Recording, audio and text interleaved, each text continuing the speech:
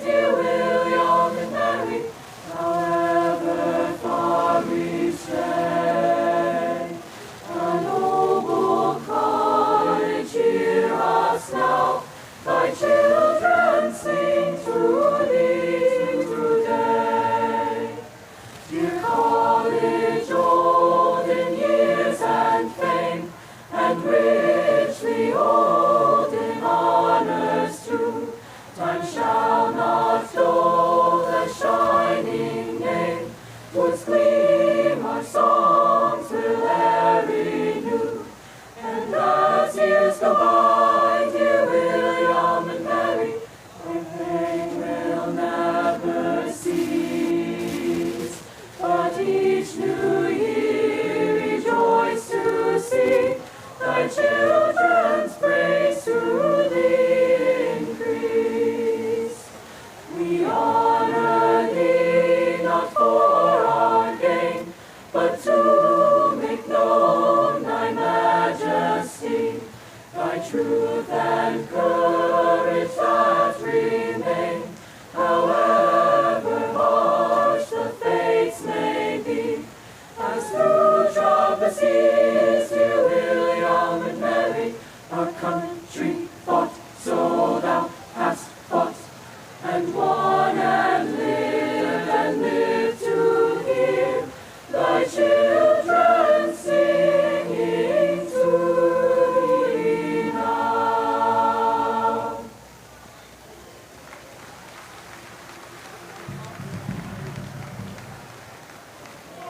Say, can you see by the dawn's early light what so proudly we hailed at the twilight's last gleaming, whose broad stripes and bright stars through the perilous fight o'er the ramparts we watched were so gallantly streaming, and the rockets' red glare, the bombs bursting in air, gave proof through the night that our flag was still there.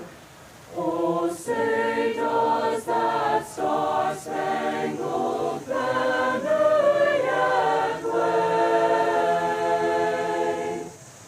o'er the land of the free and the home of the brave?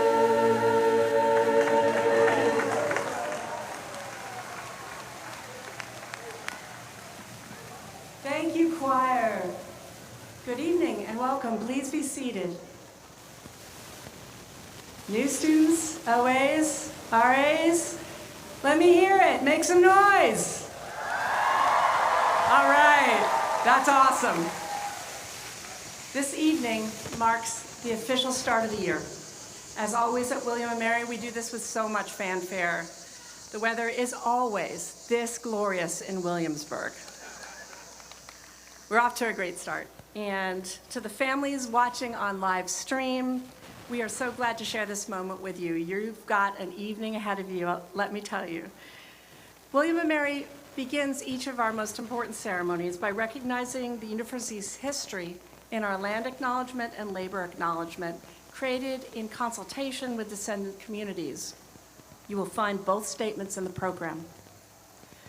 We are joined this evening by distinguished guests and leaders. I'm going to ask that you rise when you're recognized, and then everybody can wave to you. Let me begin with William & Mary's Board of Visitors, led by Rector Ardeen Williams.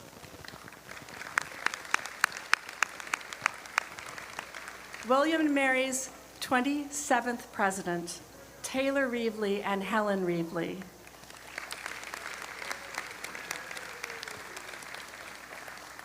William & Mary's first gentleman, Bruce Jacobson. Public officials and our awesome faculty.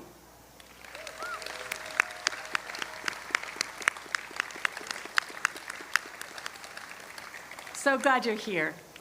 11 students from the class of 2030 have served in the U.S. military. So would all military personnel and veterans, including anyone who is serving or who has served, please rise so that we can thank you for your service.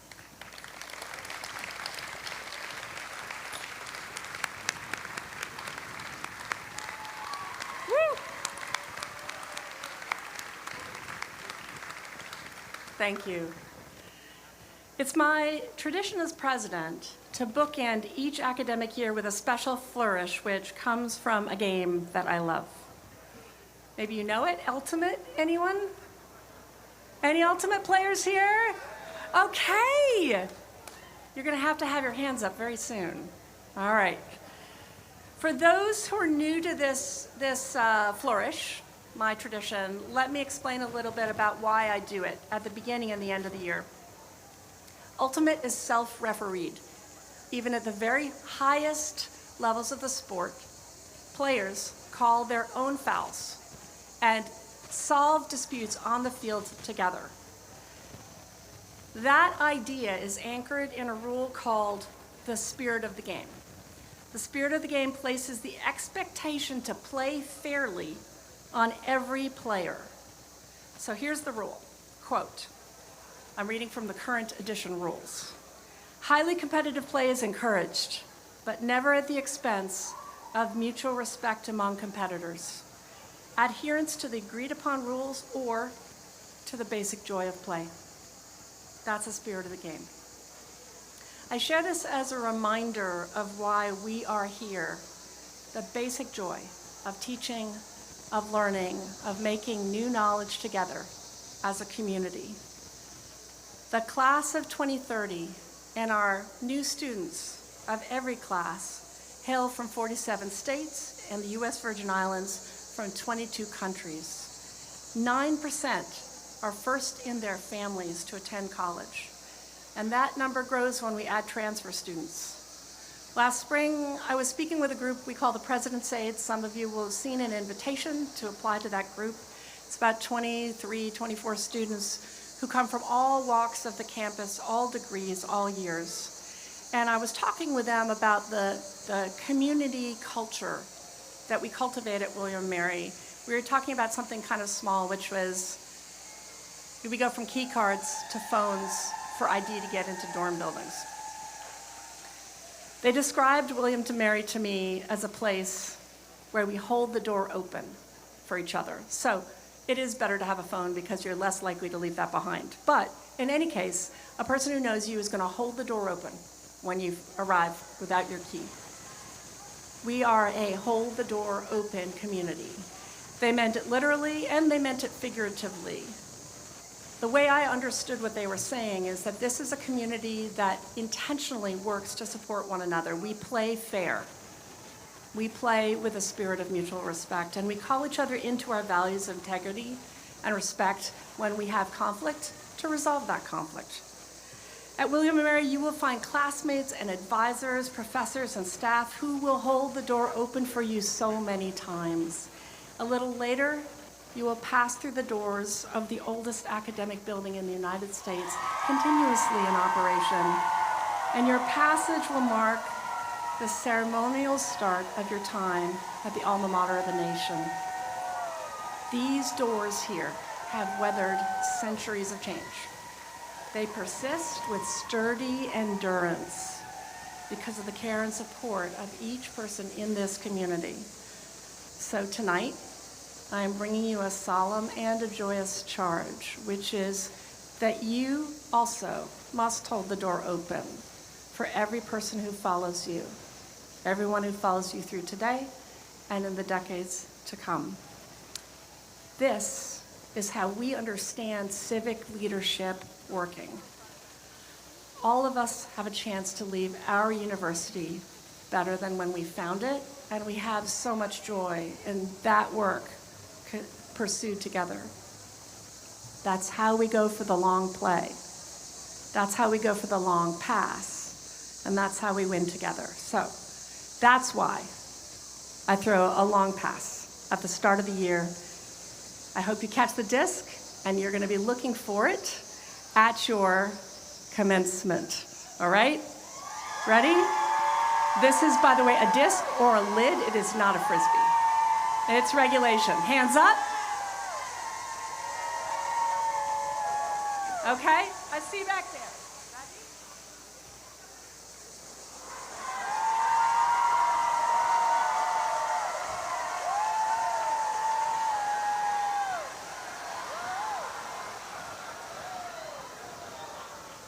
All right, that's promising. You need to learn if that's only 4, but there will be more to come, let me promise you. So, new students, I have just one question for you. Are you ready? All right.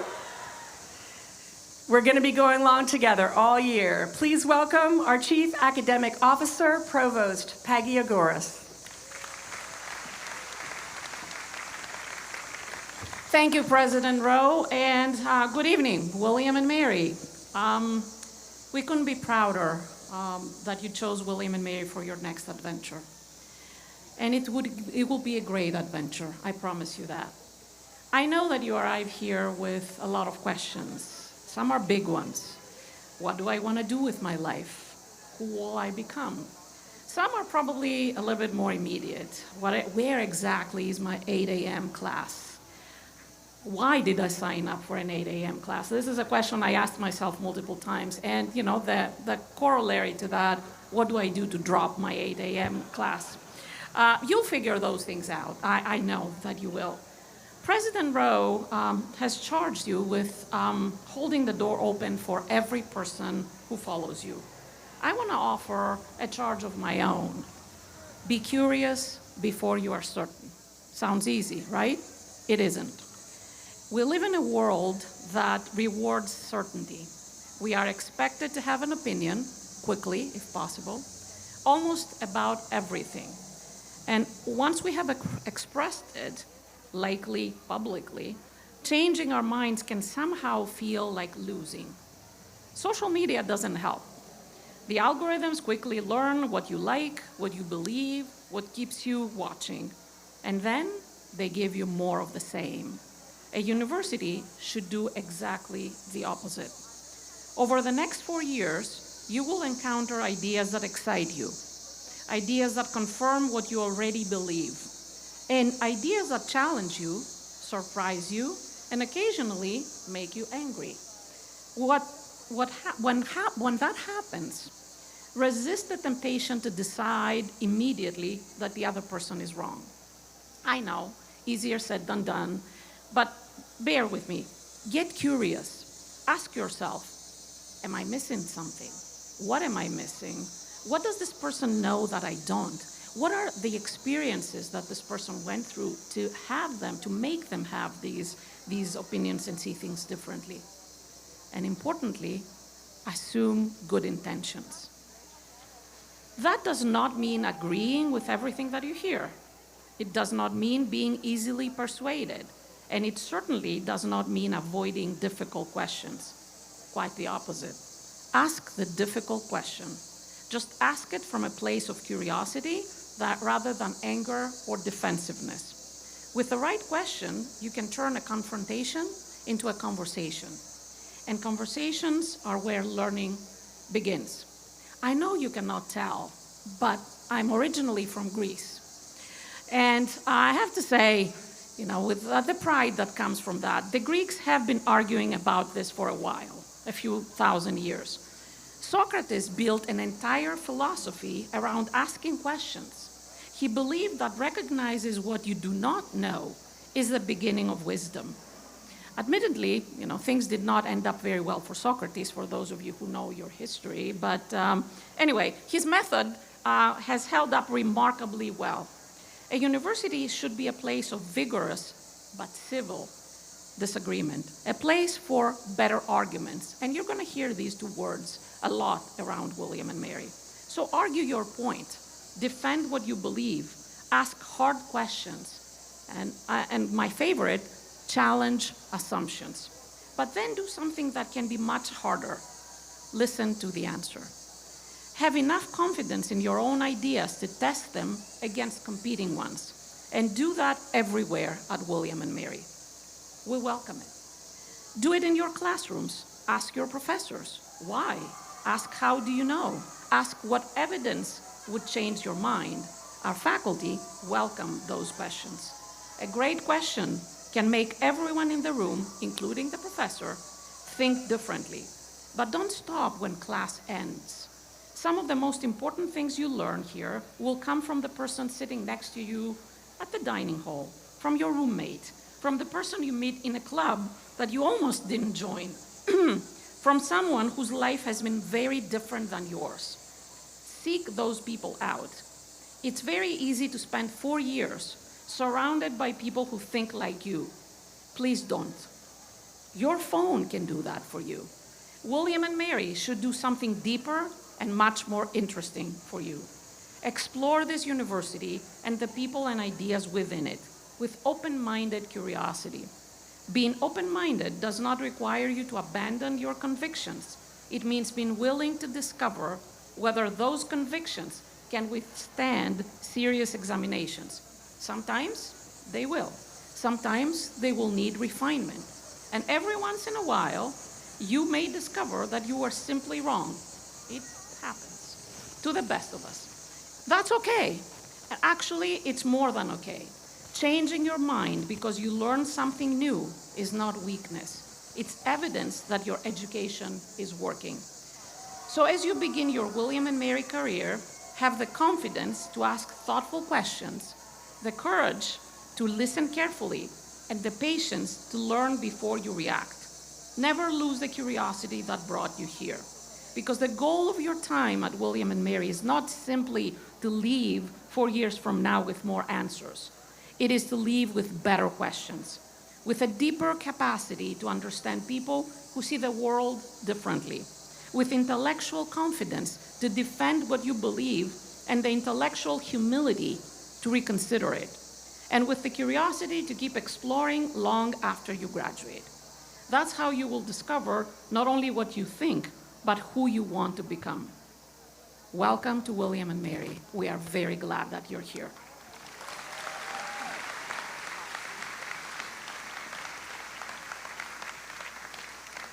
Thank you, Madam Provost. One of the important first things that we do at the beginning of the academic year and as we welcome a new class is to present the class banner. I now ask that Cheryl Dow, President of the Class of 27, please join me at the podium.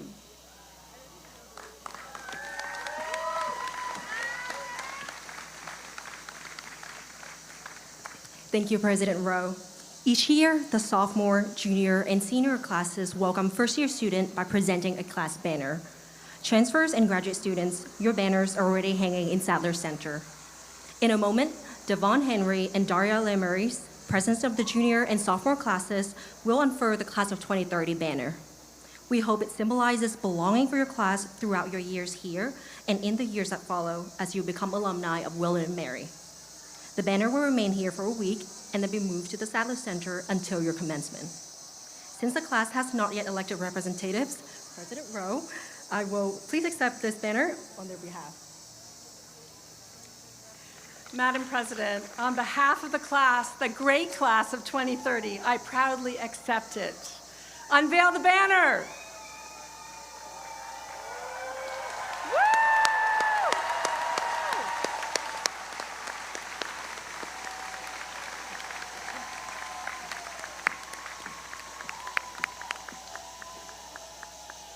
Our convocation speaker is a cherished alumnus and a friend of William and Mary. Nationally, Michael Powell is known for thoughtful leadership. He served as commissioner and chairman of the Federal Communications Commission from 1997 to 2005. Imagine the transformation in technology and communication that occurred during that time. Just think of it. Wait, some of you were born, right? Widespread adoption of the internet, the development of the first smartphones, Wi-Fi people during that time. Michael understands deeply what it means to lead through rapid change, through change in some of the most important social technologies that we depend on to build community. He later became president of NCTA, one of the largest trade associations in Washington, D.C., and William & Mary has benefited from Michael's thoughtfulness on so many occasions. He served on the Board of Visitors from 2001 to 2009, leading it for 3 years as the university's first Black rector. He chaired the William & Mary Foundation and has served on the Reeves Center for International Studies Advisory Board. He often speaks at the William & Mary Washington Center. If you get a chance to hear him speak on leadership, that is a treat and a conversation that will be full of profound lessons. Michael and his wife Jane, also an alumna, have supported William & Mary in many ways, including investing in scholarships. In 2002, Michael received an honorary doctorate from the university, and in 2011, he was awarded the Alumni Medallion, the Alumni Association's highest honor. We're so delighted to have Michael Powell and Jane Powell with us this evening. Please welcome the Honorable Michael K. Powell.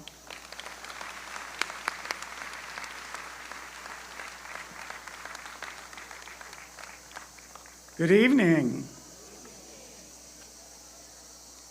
I once stood on this very spot after finishing my first class at William & Mary. It was a philosophy course held right upstairs here in the Wren Building.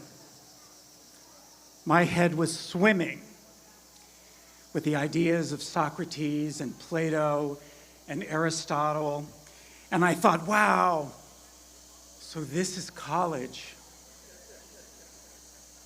My very next thought was, and I will never use anything I learned in that class again. It turns out, however, that I was wrong. I made the mistake that so many do. I thought the sole purpose of college was to make me marketable, to load me up with skills that would get me a good job.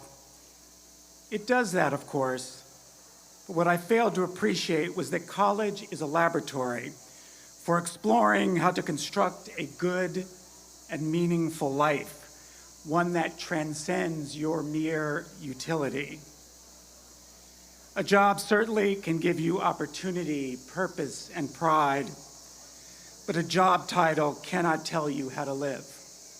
A salary cannot teach you what is worth loving. A resume cannot decide what courage requires of you when ambition and conscience pull in opposite directions. College will prepare you to do important work, but its deepest work will be what the college does to work on you. It will help you form your judgment, enlarge your sympathies, test your convictions, and refine your character. You will not simply learn to do things. You will become someone. Who you become and how to live well are the most important questions you will ever face in your life.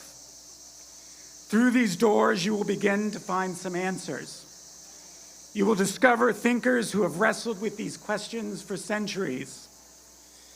Confucius and Aquinas, Locke and Mill, Shakespeare and Leonardo, Baldwin and Dickinson, Curie and Einstein. And you will meet your fellow students, administrators, and talented faculty who will welcome you into this great conversation. Through your experiences here, you will more fully develop your beliefs. You will learn to ask not only what can be done, but what should be done. You will become better able to see consequences that a narrow technical analysis might miss. You will cultivate insight, good taste, humility, and the mettle to raise an ethical flag when others are blinded by opportunity or lost in ambiguity. Aristotle believed the ultimate good was eudaimonia, often translated as happiness, but better understood as human flourishing. Flourishing is not a passing feeling or a prize bestowed by professional success. It is the lifelong work of becoming fully human, a good colleague, a good friend, a good partner, a good citizen, above all, a person of character. Use your time here to construct a philosophy of life. Do that, and you will leave prepared not only to succeed professionally, but to meet success and failure, joy and grief with wisdom and resilience. The work of becoming matters urgently in the world you are entering. Machines are increasingly capable of doing things humans once did.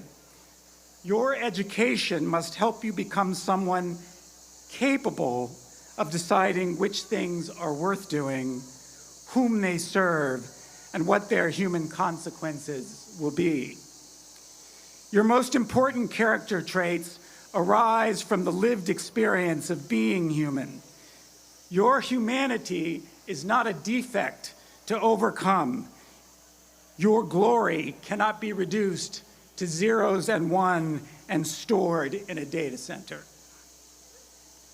College should teach you to use powerful tools. More importantly, it should help you become the kind of person who knows when, why, and toward what end those tools should be used. Human flourishing is never a solitary achievement. We become ourselves in relationship with teachers, friend, family, and communities. And we flourish most fully when we place our gifts in service of something larger than ourselves. More than 2,000 years after Aristotle wrote about human flourishing, Thomas Jefferson, who studied here, placed the pursuit of happiness among our unalienable rights. Jefferson's phrase implies movement. It describes not a possession, but a continuing act of becoming. Self-government depends upon people who can reason carefully, listen across difference, and place the common good above personal advantage.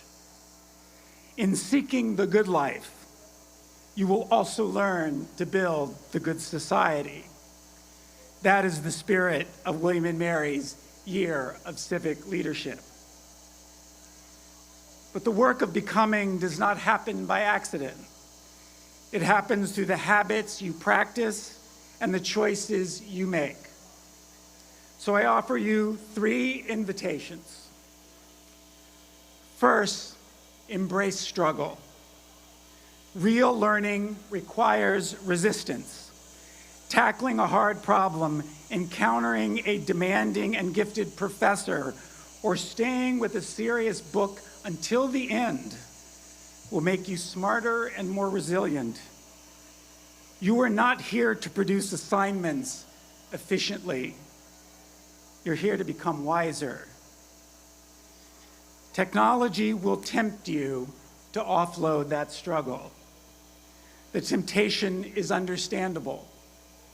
Students have always looked for shortcuts. I assure you, I did not always read the book. But now it is suddenly possible to submit sentences you did not write about a book you did not read and never even wrestle with the thoughts that bear your name. Do not surrender the struggle so quickly. Confusion is not proof that you do not belong here. Difficulty is often the place where education begins. Stay with the problem long enough for it to change you. Next, live in attentive curiosity. College is not simply a place to collect answers. It's a place to learn how to ask better questions. Curiosity drives discovery. It deepens understanding, and it gives you a way to approach opinions with which you disagree. But curiosity requires attention. It requires deep listening. But that's difficult to do. We live in a culture of constant distraction and endless performance. When you're always preparing to speak, you cannot truly listen. And if you do not listen, you will miss the whisper of inspiration while studying quietly in your room, the unspoken hesitation that might have changed a decision for the better, and the plea of a friend who desperately needs your help. Be present for this place and for one another. When you look upon the beauty of the Kremdel, don't just take a photo, take a breath. Savor it. When someone speaks, quiet yourself enough to hear what they mean, not merely what you intend to say next. Simone Weil wrote, "Attention is the rarest and purest form of generosity." Lastly, cultivate deep friendship. Deep friendships draw you beyond yourself. You are going to meet remarkable people here. Make friends with them. Aristotle said that friendship often arises from pleasure, utility, or virtue. Friends of pleasure bring you laughter. Friends of utility will help you out. But Aristotle believed the deepest friendships are grounded in virtue and character. In such a friendship, each person wishes the other well for the other's own sake. You admire one another's character. You tell each other the truth. You seek the good in each other, and in doing so, help each other become better people. I hope you find friends with whom you can laugh, and friends on whom you can rely. But most of all, I hope you cultivate friends of virtue, people who will walk beside you through joy, disappointment, doubt, and discovery. I once stood where you soon will step, thinking the value of my education would be measured by what it prepared me to do. Decades later, I understand that its deepest value was in who it helped me become. Nearly everything I've shared with you today sprang from my 18-year-old self when I first encountered in that philosophy class right upstairs. What I learned here did not simply help me earn a living. It helped me build a life that I love, and one I love sharing with others. You made the right decision to attend college, and you made a better decision to attend this college.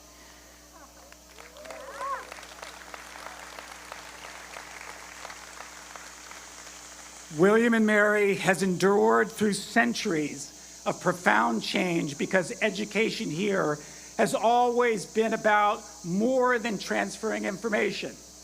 It has been about forming minds and shaping lives. So in a moment, you will rise and you will walk through these doors. And on the other side, your new community will welcome you and begin to walk beside you. But then in a blink of an eye, you will pass this way again. By then, you will have struggled and discovered, listened and questioned, loved and been loved. You will not simply know more. You will have become someone you can yet imagine. The doors are opening. Your William and Mary family is waiting. The journey of becoming is beginning. Confidently take that next step. Thank you very much.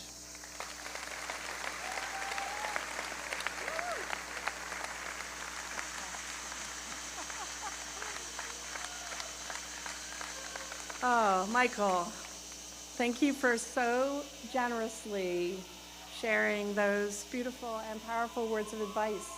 They land where we need them tonight. They do, in our hearts.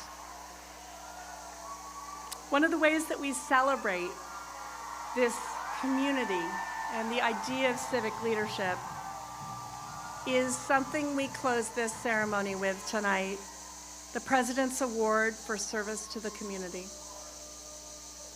Service, one of our anchoring values. We start each year by honoring two individuals, a member of the faculty or staff, and a current student. Each award comes with $500 to donate to a service agency of their choosing. This year's faculty recipient, I'm going to ask her to stand for a moment for our applause. This year's faculty recipient is Professor Denise Damon Wade. Please rise. Please stay standing. Professor Wade created the Parkinson's Dance Initiative at William & Mary. Free weekly classes built community for individuals with Parkinson's disease, where their caregivers and students. Participants learn the joy of art and the technique of dance. Students explore arts integration with healthcare. They often return as volunteers long after completing the course. Professor Wade will donate her award to the ARC of Greater Williamsburg, and we are delighted to have leaders representing the ARC with us this evening. Would you wave? Are you here? Thank you for coming. Congratulations, Professor Wade. Our student recipient is Amelia Kim. Please rise.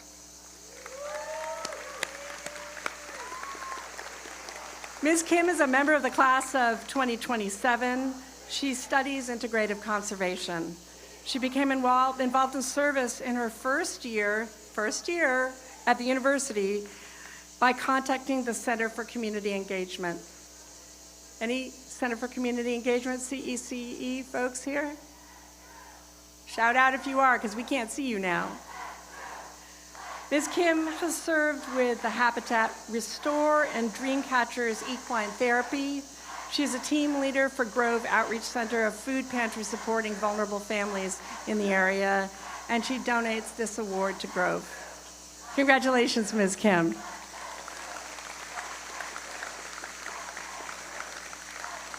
All right, there are just a few ceremonial flourishes left. Class of 2030 and new students. Flo, just the class of 2030, please don your Ren Traditions pins while I'm talking right now. You've got them. Transfer and graduate students, staff are waiting on the other side in the sunken garden with your pins for each specific class. Great.